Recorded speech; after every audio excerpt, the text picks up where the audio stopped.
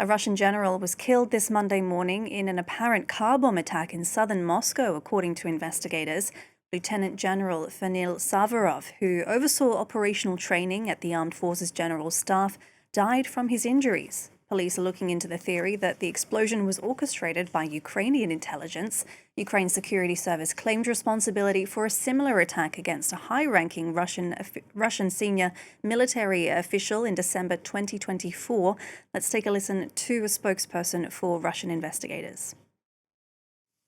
The Russian Investigative Committee opened a criminal case in connection with a car bombing on Yastanovaya Street in Moscow that killed the head of the Operational Training Directive of the Russian Armed Forces General Staff, Lieutenant General Fanil Savarov. Investigators are pursuing numerous lines of inquiry, including that the crime may have been orchestrated by Ukrainian intelligence services. We're going to go a bit deeper on this story now. For that, I'm joined on set by your international affairs editor, Douglas Herbert. How are you, Karis? Hi, Doug. This, then, is the third senior Russian military official to be killed in the space of 12 months, isn't it? Yeah, it is. And it's all of these senior military officers, lieutenant generals, have been involved in Russia's, what Russia calls a special military operation, what everyone else calls the war against Ukraine. In this case, the latest one to be killed, Fanil Savarov, what he actually did is Russian media says that he goes a long way back in the army. He was involved in Russia's military campaigns in Syria back in 2015, 2016. He was also said to be involved even earlier than that in the Chechen wars. So this is a man with a lot of experience, rising through the ranks. He is, like you said right now, neither the security services that Russia is investigating the possibility of their involvement, nor the military intelligence in Ukraine is officially claiming responsibility for this. But even before him, there was, like you said, other senior officials quite recently, back in April, in similar circumstances dying. The other one, there was obviously in April, there was Yaroslav Moskalik, and he was the deputy chief of the General Staff's main operational directorate. And what does that mean in real terms? Well, if you are a Ukrainian Secret Service operative planning an operation, and we don't know if they are or not, he would be a target because he was a guy who was hands-on involved in the planning of operations and overseeing combat readiness at a time when Russia is waging a war against Ukraine. So you could see why he could be a target, and in Ukrainians' eyes, he would be seen as a legitimate target. Now, I will also say that the first one, back in December 2024, among these senior figures, Igor Kirillov, he was at the time, he was the head of the radiological, biological and chemical directorate of Russia's armed forces. Quite a position there. And at the time, the Ukrainians, and I want to get the exact wording here, they said, this is one for which they did claim responsibility shortly afterwards, they said that he was a war criminal and a perfectly legitimate target.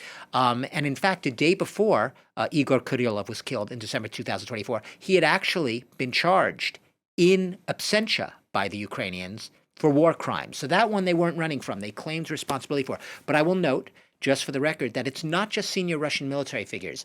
We have seen anyone basically who is a prominent supporter of Russia's invasion, and even Ukrainian defectors, and even in one case, a Ukrainian deputy. So there was the daughter of a Russian ideologue, ultra-nationalist. His name was Alexander Dugin. The daughter, Daria Dugina, she was killed in a car explosion while driving a Toyota Land Cruiser back in 2022, shortly after the war. We had a Ukrainian deputy, Alexei Kovalyov, in Kherson, who actually switched sides after Russia invaded Ukraine. He had been with the Ukrainians, then switched his allegiance to the Russians. He also was killed early in the war.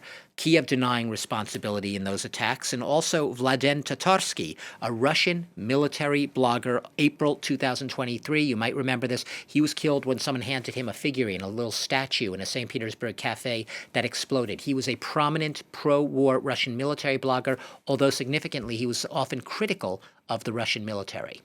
All right, and this, of course, comes at a time of a flurry of high-stakes negotiations to try to find a way to end this war. What effect, then, will this killing have on those and the war going forward? Well, clearly, to the extent if the Ukrainians are involved in their secret services, this is a way of keeping the pressure up and saying that even if we are outmanned and outgunned on the battlefield, and yes, Russia is making slow creeping advances across that eastern front in the Donbass, even under those circumstances, we can keep the pressure up in other ways. We've seen it through the drone attacks, the drone production, using creative, innovative methods to go after Russia's energy infrastructures, their tankers, their ships at sea in the Crimean. And this is another way of doing it. These stealth methods, perhaps, even if they're not directly claiming responsibility, keeps the pressure on. I will say, you're saying, will it have an impact in the talks? It may have actually a perverse impact of making Putin more than ever double down in his determination. He's been pressing his maximalist aims and demands. He has not shown any signs that he is ready to give an inch unless he gets what he wants in these negotiations. To the contrary, he's been insisting in recent days, as there have been several rounds of negotiations in Florida, the latest round between U.S., European, and Russian officials, and then Russian and U.S. officials on the other side, digging in their heels, saying, no, we are sticking to our aims. We want the territory. Putin saying he is ready to continue on fighting. You can imagine that for someone like Putin, who doesn't see Ukraine as a real nation, who has waged the war on the narrative that they're all not neo-Nazis in power, that are not legitimate rulers, that they're illegitimate, that Zelensky's illegitimate, all of this plays into the narrative. If this is Ukraine's doing, you see these neo-Nazis coming after us, our valiant, courageous generals, it will make him double down, dig in his heels, and perhaps become more adamant than ever that he's not giving up the fight anytime soon. All right, Douglas Herbert, thank you very much for your analysis on that.